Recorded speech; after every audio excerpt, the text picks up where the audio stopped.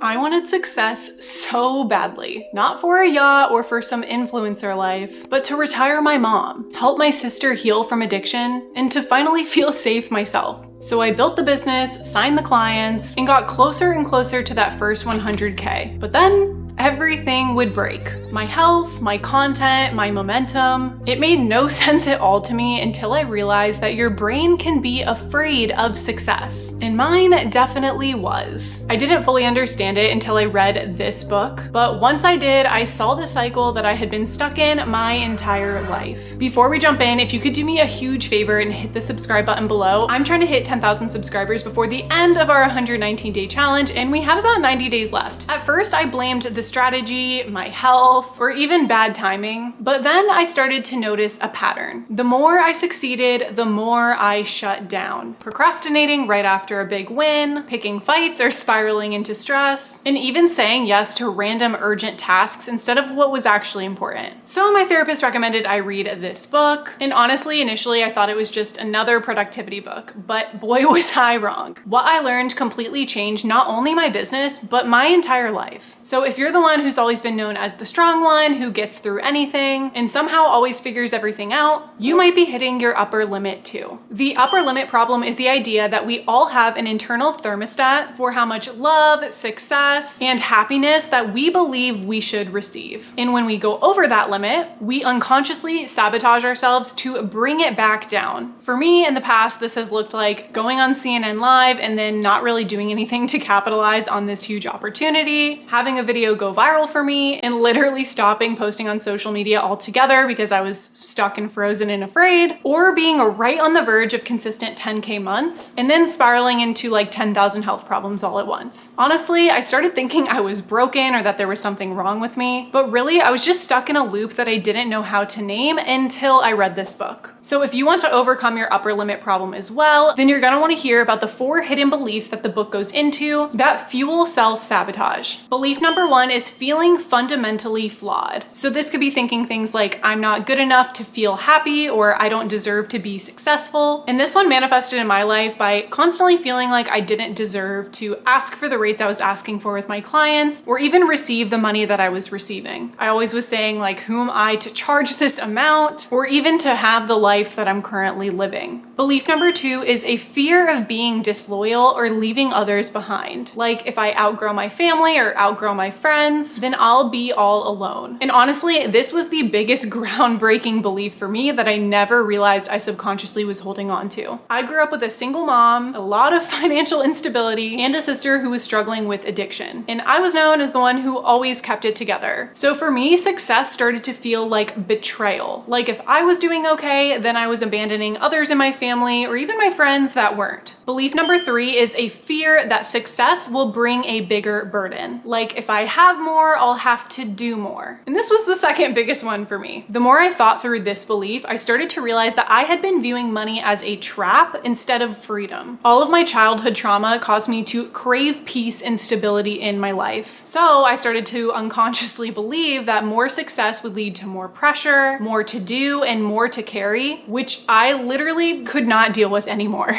I learned that my nervous system had been wired for stress due to things that went on in my past. Calm didn't even feel safe to me. It actually felt heavy and scary at times. And belief number 4 is the fear of outshining others. Like I shouldn't shine too brightly, or others will feel bad or less than. I was taught to always be humble and grew up to be an extremely empathetic, which is my nice way of saying hypervigilant, adult that overly watches out for others and constantly is trying to read the room and read everyone's feelings. I don't like being the center of attention or anyone making decisions or changing their plans based off of me, and I definitely do not like being congratulated in public. So this one definitely played a part for me as well. It just wasn't as strong as some of the other ones. But all of these beliefs together made me realize why success feels honestly very unsafe to me. I grew up being praised for how well I was handling the stress and chaos in my life. So now when life feels good, it almost feels wrong, and I'm honestly just waiting for the other shoe to drop. Like I know something else bad is gonna happen, I just don't know when. So what do these unconscious beliefs cause? What is the cost of constantly believing these honestly untrue fears? And it's not just success as in money. It cost me confidence. It cost me momentum. It cost me honestly a lot of time. The first few years after I quit my 9-to-5 job, I struggled a lot. And looking back, I know I could have grown faster. I could have hired help and honestly built what I really wanted much earlier, but I didn't trust myself to handle the success.